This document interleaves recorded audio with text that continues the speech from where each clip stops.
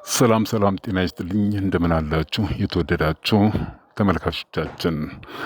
በዛሬው ዕለት እንግዲህ ይዘንላችሁ የመጣነው መረጃ ያው እጅግ የሚያሳዝን ብዙዎች ማህበራዊ ሚዲያዎችም ሆኑ ሚኒስትሪ ሚዲያዎች እየተቀባበሉት የሚገኘው የአርቲስት ነጻነት ወርቅነህን ህልፈት በተመለከተ ነው እና ይህም በተመለከተ እኛም እንግዲህ ያገኘናቸውን አንዳንድ መረጃዎች ወደ እናንተ ለማድረስ እንሞክራለን።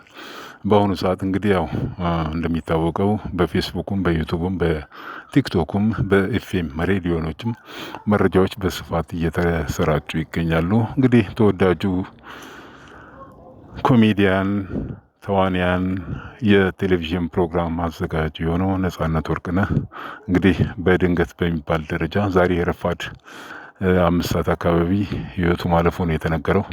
እንግዲህ ይህ ተወዳጅ አርቲስት ሁላችንም እንደምናውቀው እንግዲህ ያው የጤንነቱ ጉዳይ ከዚህ ከሰውነቱ መጨመር በተለይ እዚህ ሆዶ አካባቢ ባለው የስብ ክምችት ምክንያት ከዚህ በፊት እንደ ሀገር ሄዶ ሕክምና አግኝቶ እንደመጣ እሱም ራሱ የተናገረው ነገር ነውና በዚህም ያው የስብ ክምችቱን ለመቀነስ በተደረገው የሕክምና ጥረት የተወሰነ የስብ ክምችት ከሆድ ውስጥ እንዲወጣ ተደርጓል።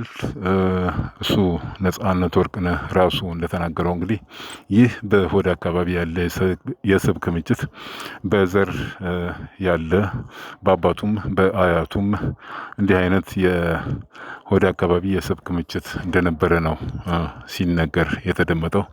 ከህንድ የህክምና ጉዞ በኋላ በሰጠው የሚዲያ ገለጻው ላይ ይህን ለማወቅ ተችሏል።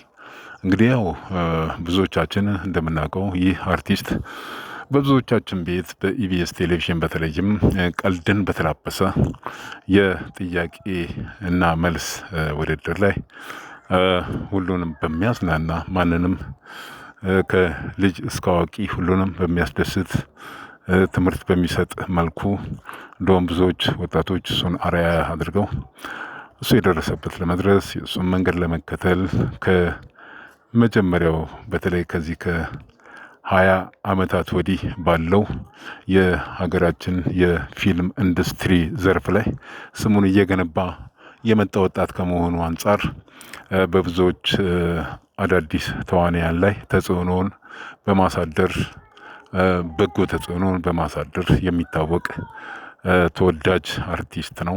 የቴሌቪዥን ፕሮግራም አቅራቢ እንዲሁም በማስታወቂያውም ዘርፍ ቀላል የማይባሉ ስራዎች የሰራ በተለይ በቅርብ የሚያውቁ ሰዎች ስለ ነጻነት ሲናገሩ ነጻነት ደግ፣ ሩህሩህ ብዙዎችን ከመርዳት ባለው አቅም ከመርዳት ወደኋላ ማይል በተለይ ሰው ተቸግሮ ማየት የማይፈልግ በጣም በቃ ለሰው ነፍሱ በቃ ለርህራሄ የቀረበች ነፍስ ያለው ወጣት እንደሆነ ነው ብዙዎች የሚናገሩት።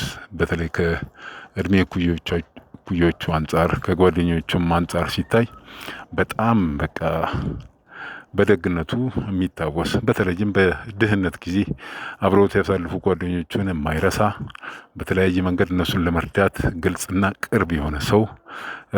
እንደውም በዚህ ዘመን ሁላችንም እንደምናውቀው እንኳን ዝና ቀርቶ ትንሽ ሳንቲም ነገር ሲያገኝ ሰው ባህሪው እንደ እስስት በሚለዋወጥበት በዚህ ዘመን በድሮ ዘመን በልጅነት በድህነት ዘመን በትምህርት ቤትና ያኔ ትምህርት ምንድነው ቲያትር በጀመሩ ሰሞን የነበረውን የድህነት ጓደኞቹን ባለመርሳት እነሱን በማቅረብ ባህሪውን ጸባዩን ባለመቀየር ልክ ያኔ የነበረውን አይነት የወዳጅነት ስሜት በማሳየት በብዙዎች ዘንድ አድናቆትን ተወዳጅነትን ያተረፈው ነጻነት እንግዲህ በዛሬው ዕለት ማረፉ የብዙዎችን ልብ የሰበረ ሆኖ ተገኝቷል። እንግዲህ ያው እንግዲህ አብዛኞቻችን እንደታዘብነው በሰውነቱ ላይ ያለው ለውጥ ሁላችንም በተለይ በጥርጣሬ ይህ ሰው እንዴት ነው ጤንነቱ ቢያንስ የዚህ የሆዱና የሌላው ሰውነቱ አለመመጣጠን ጉዳይ ብዙዎችን በቃ ጥያቄ ውስጥ እንዲገቡ ጥርጣሬ ውስጥ እንዲገቡ የጤናው ጉዳይ እሱ እንደማይከታተለው አይነት መቼም አንድ ሰው እንኳን እንዲህ በኢኮኖሚ ደርጅቶ ቀርቶ ትንሽ እንኳን እንደው እጅ ያጠረው ሰው እንኳ ቢሆን ለራሱ ጤንነት ማንም አይሰንፍም። ማንም የራሱን ጤንነት ከመንከባከብ ከመጠበቅ አስፈላጊ የሆኑ የሕክምና ክትትሎችን ከማድረግ ወደኋላ እንደማይል የታወቀ ነው።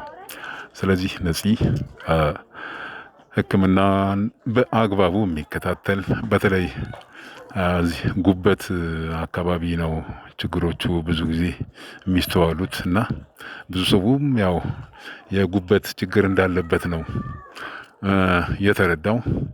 ነገር ግን ያው ብዙዎቻችን እንደምናውቀው በጉበት ህመም የሚሰቃዩ ሰዎች ብዙ ጊዜ መጠጥ የሚያዘወትሩ በመጠጥ ሱስ የተጎዱ የተለከፉ አድርገን ነው የምናያቸው። የቅርብ ወዳጆቹ እንደሚናገሩት እንግዲህ ነጻነት መጠጡ አካባቢ ይህን ያህል የለበትም። መጠጥ በመጠጥ የሚታማ ሰው አይደለም ነፂ እና ቀደም ብዬ እንደተናገርኩት እሱም እንደገለጸው በቤተሰብ ደረጃ በሆድ ውስጥ ስብ ክምችት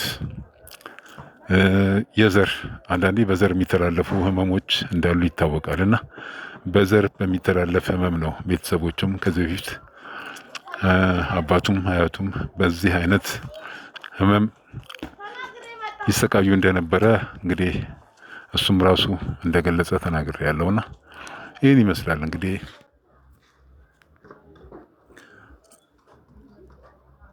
ነጻነት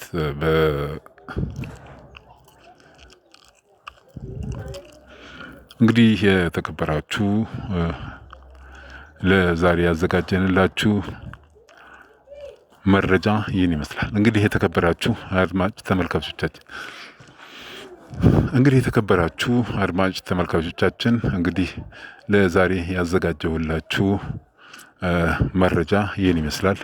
ነጻነት ወርቅነህ እንግዲህ ዛሬ ጠዋት ሳይታሰብ በድንገት ከዚህ ዓለም በሞት ህልፈቱ ተሰምቷል።